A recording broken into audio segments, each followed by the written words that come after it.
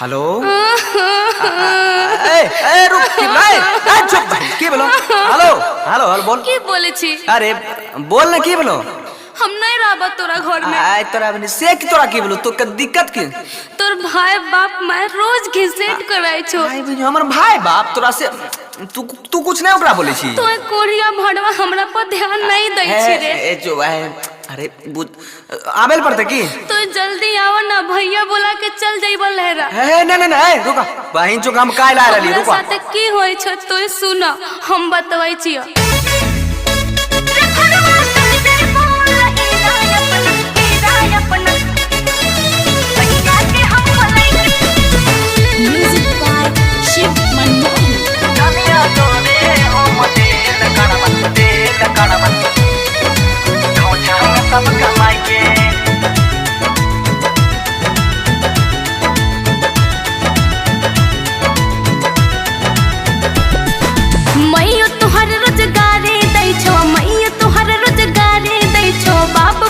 गरमाई के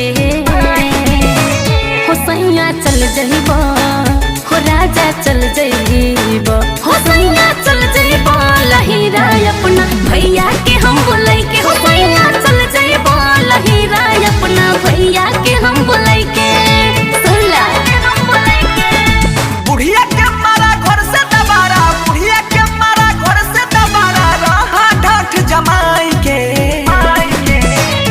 धनिया तोरे हम करे जा तोरे हम हे रानी तोरे हम देल कड़वा खौछा में सब कमाई के हे धनिया तोरे हम देल कड़वा खौछा में सब कमाई के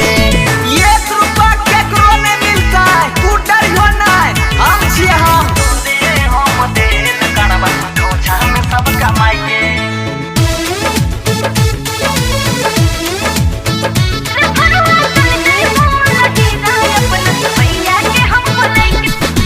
उल्हन दै छ बड़की गोतनिया दिल का न कुछो बाप हो ओकरो लगे छ दिन खराब भ गेल की अलगे होई के खाना बनैब कह देलिया साफ साफ हो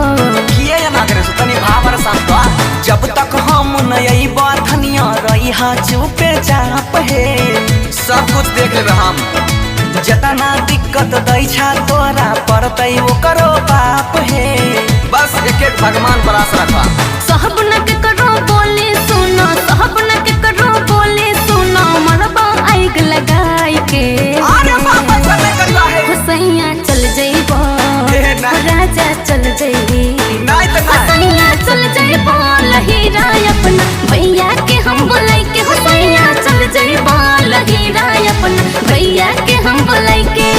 एको पल नहीं रहबा तू चल जेबो त हमहु नहीं घोड़े बा धनिया तोरे हम देल कड़वा खौछा में सब कमाई के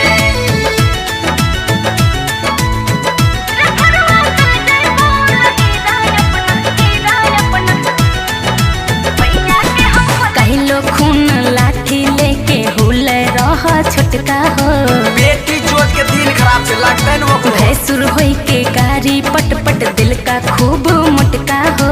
वो पति तो वास्ता के जामुई लगवेला चिंता ने करी हां सोचने छियै इहे महीना में अइबै हे आब हमरा सहल ले जेतवा फरिया बर्तन खेत जमीन सब घर द्वार फरी अइबै हे कुछो ने कहै छै त मन बढ़ै छै कहै छ पर भासु न हो बंसी फैसला करतै मोनिस महिया लनी हो पंच बुलाई के मुखियो सब ओकरे छियै रे कोढ़िया चल जइबो रे मुनसा चल जइबो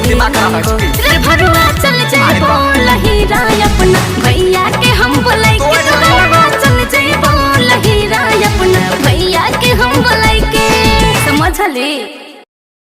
आपको अच्छी लगी तो ऐसे थोड़ा मार दीजिए हाथ आप थोड़ा सा मार दीजिए एक बार मार दीजिए।